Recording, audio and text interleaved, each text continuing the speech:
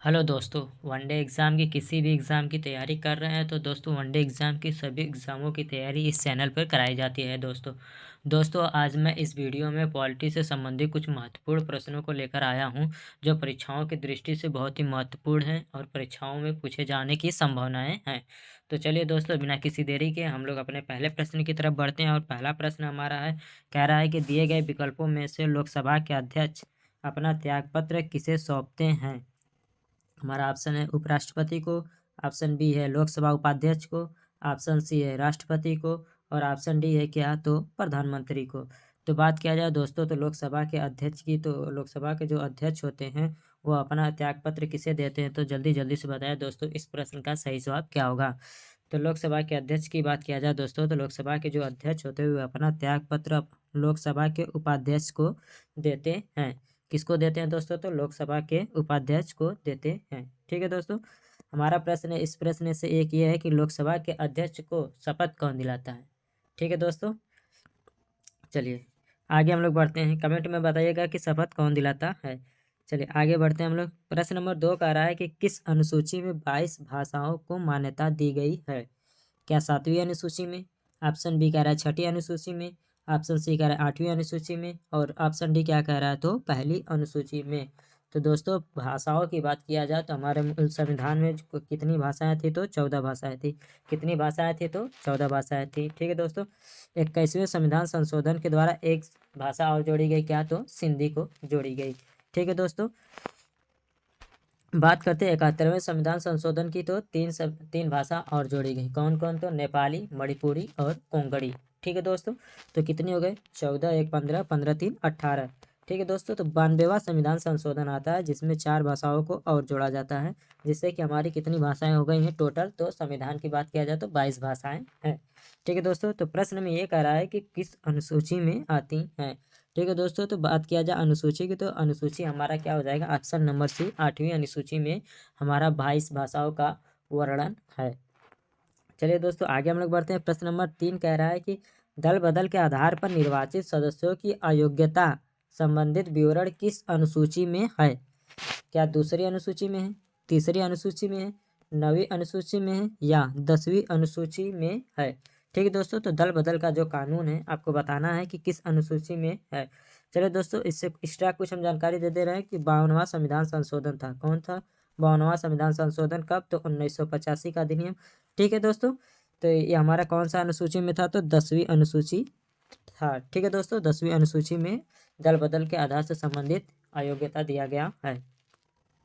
तो हमारा ऑप्शन क्या हो जाएगा 3 का, तो ऑप्शन नंबर क्या हो जाएगा दोस्तों, तो डी सही हो जाएगा। ठीक है दोस्तों, चलिए आगे हम लोग बढ़ते हैं। प्रश्न नंबर 4 करा है कि किस राज्य में संविधान की 6ठी अनुसूची लागू नहीं होती है। क्या मणिपुर में, मिजोरम में, नागालैंड में या सिक्किम में। ठीक है दोस्तों, तो 6ठी अनुसूची की बात किया जाए दोस्तों, तो 6ठी अनुसूची की, तो यहाँ पर थोड़ा सा मिस्टेक दे दिया है, यहाँ लागू होता है समझ लीजिएगा दोस्तों, नहीं मत लिखिएगा। किस राज्य में संविधान की 8वीं अनुसूची लागू होती है। ठीक है दोस्तों, तो अनुसूची की बात किया जाए दोस्तों, तो इसमें 4 ऐसे राज्य हैं जिनमें क्या होता है तो अनुसूचित राज्य हैं लागू किया जाता है। तो कौन कौन से हैं दोस्तों, तो बात किया जाए तो असम है।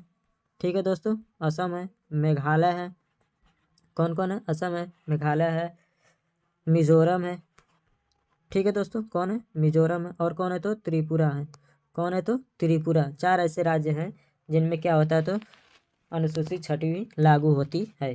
ठीक है दोस्तों, तो हम इस चारों में से देख लीजिए ऑप्शन किस में मिल रहा है, तो मिजोरम एक ऑप्शन ऐसा बी वाला है जो कि मिल रहा है। तो हमारा जो 6ठी अनुसूची है दोस्तों, तो मिजोरम से इसका लागू होता है। ठीक है दोस्तों, चलिए आगे हम लोग बढ़ते हैं। प्रश्न नंबर 5 कह रहा है किस राज्य के आरक्षण विधेयक को 9वीं अनुसूची में सम्मिलित किया गया है।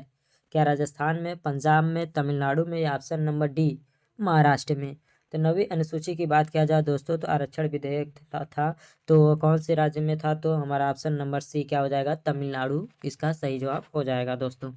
चलिए प्रश्न नंबर 6 कह रहा है कि भारतीय संविधान की कौन सी अनुसूची राज्य में नामों की सूची तथा राज्य क्षेत्रों का ब्यौरा देती है। ठीक है दोस्तों, तो आपको बताना है कि इसमें जो अनुसूची राज्य है या संघ सूची है ये कौन से अनुसूची में बताई गई है दोस्तों। ठीक है दोस्तों, तो बात किया जाए दोस्तों अनुसूची की, जो सूची दिया गया है तो 7वीं अनुसूची में दिया गया है।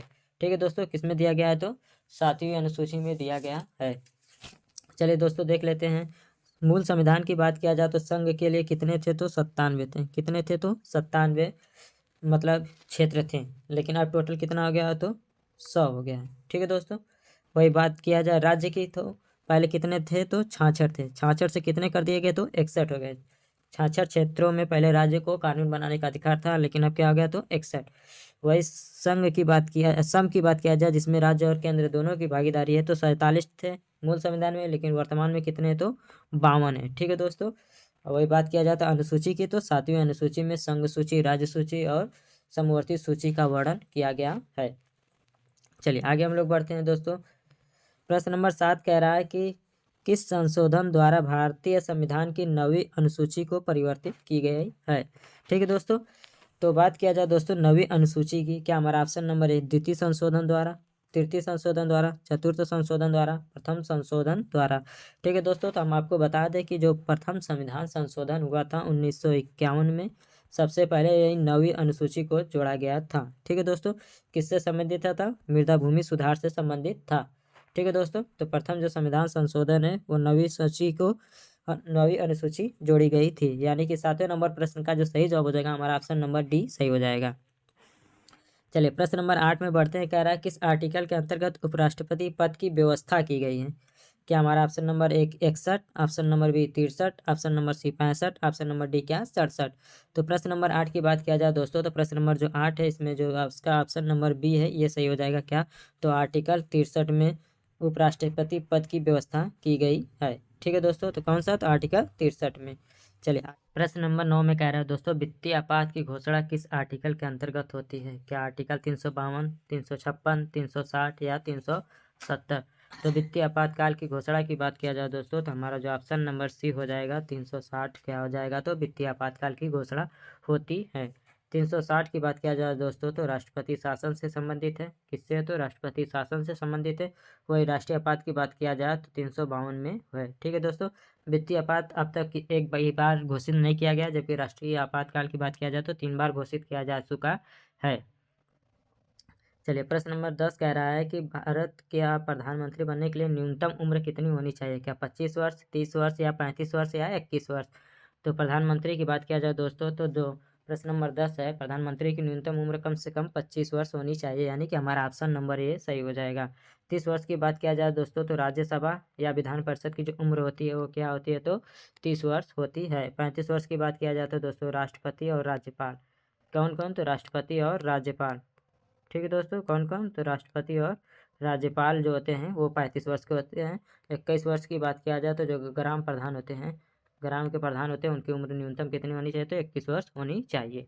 चलिए दोस्तों प्रश्न नंबर 11 की बात किया जाए तो किस अनुसूची में केंद्र और राज्यों के बीच शक्तियों के बंटवारे का वर्णन किया गया है।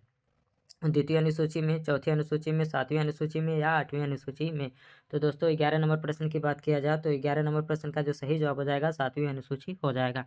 इस सूची में ही क्या किया गया तो राज्य सूची, संघ सूची और समवर्ती सूची तैयार किया गया है। ठीक है दोस्तों, राज्य सूची, संघ सूची और समवर्ती सूची बनाई गई है। किस सूची में तो 7वीं अनुसूची में। ठीक है दोस्तों, चलिए प्रश्न नंबर 12 कह रहा है किस राज्य में संविधान की 6ठी अनुसूची लागू होती है। क्या होती है तो लागू होती है, पूछ रहा है आपसे। क्या अरुणाचल प्रदेश में, त्रिपुरा में, मणिपुर या नागालैंड। तो 12 नंबर प्रश्न की बात किया जाए दोस्तों तो इसका जो सही जवाब हो जाएगा हमारा ऑप्शन नंबर बी क्या त्रिपुरा हो जाएगा।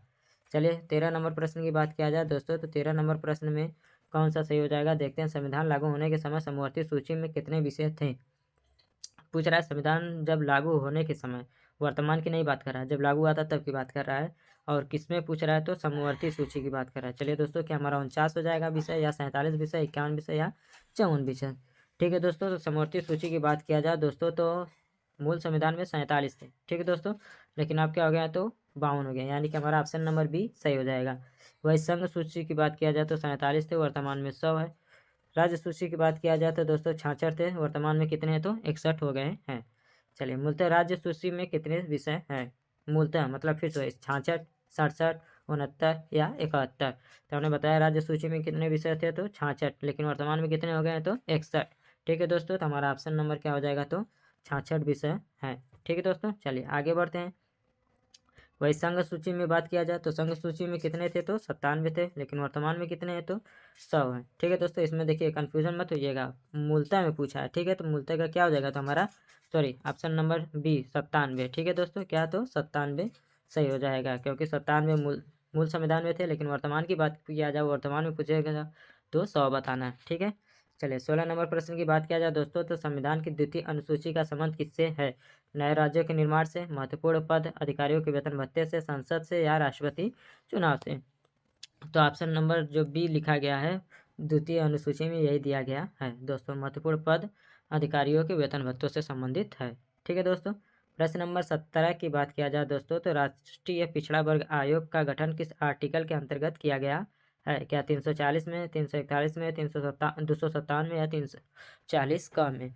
तो 17 नंबर प्रश्न बात किया जाए दोस्तों, तो आर्टिकल नंबर 340 के अंतर्गत राष्ट्रीय पिछड़ा वर्ग आयोग का गठन किया गया है।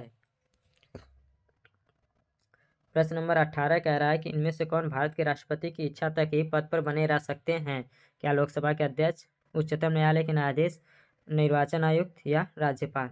तो राष्ट्रपति की इच्छा तक जो पद पर बने रह सकते हैं, तो इसमें से क्या, तो राज्यपाल जो होते हैं राष्ट्रपति के साथ पर्यंत काम करते हैं। ठीक है दोस्तों, वही राज्यपाल और राष्ट्रपति दोनों की बात की जाए तो न्यूनतम कितनी उम्र, तो 35 वर्ष होनी चाहिए। ठीक है दोस्तों, भारत का नागरिक होना चाहिए, किसी सरकारी लाभ के पद पर न हो। चलिए दोस्तों, आज ये 18 प्रश्न थे इस वीडियो में पॉलिटी के। मिलते हैं हम लोग नेक्स्ट वीडियो में, तब तक के लिए धन्यवाद। अगर चैनल पर नए हैं और चैनल को सब्सक्राइब नहीं किया तो चैनल को सब्सक्राइब जरूर कर लीजिए और बेल आइकन को प्रेस कर लीजिए, जिससे कि हमारे आने वाली सभी वीडियो का नोटिफिकेशन आप तक मिलती रहे। इसके बाद दोस्तों हमारा वीडियो आएगा तो होगा झील का, झीलों से संबंधित देख रहे हैं बहुत से प्रश्न पूछे जा रहे हैं, तो झीलों का एक मॉक टेस्ट की तरह तेज़ी के साथ वीडियो बनाएंगे 10-15 मिनट के अंदर, जिसमें हमको आप लोगों को 20 से 25 प्रश्न जो महत्वपूर्ण हैं देखने को मिलेंगे।